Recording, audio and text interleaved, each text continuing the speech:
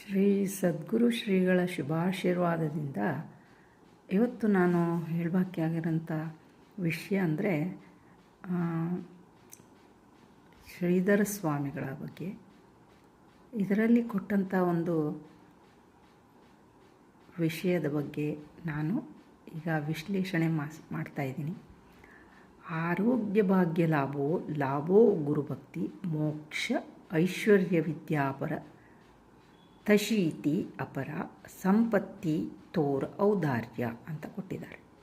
ಅಂದರೆ ಆರೋಗ್ಯ ಭಾಗ್ಯ ಲಭಿಸಲಿ ಗುರುಭಕ್ತಿ ಮೋಕ್ಷ ಐಶ್ವರ್ಯ ಹಾಗೆ ವಿದ್ಯೆ ಸಂಪತ್ತು ಮತ್ತು ಹಿರಿದಾದ ಔದಾರ್ಯ ಅಂತ.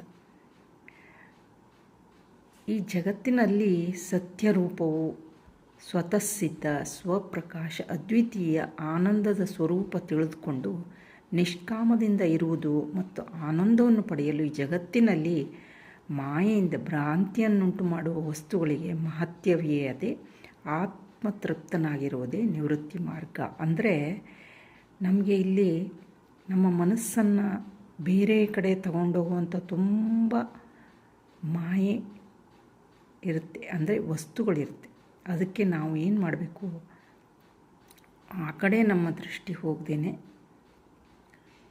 ನಮ್ಮ ಮನೋನಿಗ್ರಹ ಇಂದ್ರಿಯಗಳ ಮೇಲೆ ವಿಜಯನ್ನು ಸಾಧಿಸಬೇಕು ಅಂತ ಹೇಳ್ತಾರೆ.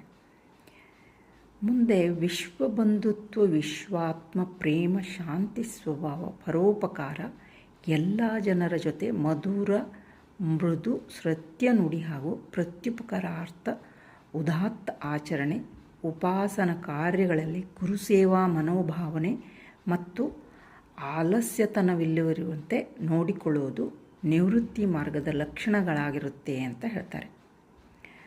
ಏನಪ್ಪ ಹಿಂಗಂದರೆ, ನಾವು ದಿನನಿತ್ಯ ಎಷ್ಟೋ ಜನರ ಜೊತೆ ನಮ್ಮ ಒಡನಾಟ ಇರುತ್ತೆ.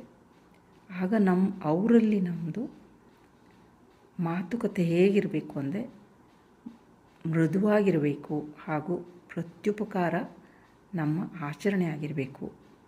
ಗುರು ಸೇವಾ ಮನೋಭಾವನೆ ಹಾಗೂ ಯಾವುದೇ ಕೆಲಸದಲ್ಲಿ ಆಲಸ್ಯತನ ಇಲ್ಲದಿರುವುದು ಇದೆಲ್ಲ ನಿವೃತ್ತಿ ಮಾರ್ಗದ ಲಕ್ಷಣಗಳಾಗಿರುತ್ತೆ ಅಂತ ಹೇಳ್ತಾರೆ. ಇಂತಹ ಆದರ್ಶ ಜೀವನ ನಡೆಸಿ ನಾವೆಲ್ಲರೂ ಸದ್ಭಕ್ತ ಸತ್ ಶಿಷ್ಯ ಮತ್ತು ಜೀವನ್ಮುಕ್ತ ಜ್ಞಾನಿಗಳಾಗಬೇಕು ಅಂತ ಹೇಳ್ತಾರೆ. ಹಾಗಾಗಿ ನಮ್ಮೆಲ್ಲರ ಪರಬ್ರಹ್ಮ ಪರಮೇಶ್ವರನ ಪೂರ್ಣ ಕೃಪೆ ನಮ್ಮ ಮೇಲಾಗಲಿ ಅಂತ ಈ ಒಂದು ದೃಷ್ಟಾಂತದಲ್ಲಿ ಹೇಳ್ತಾರೆ.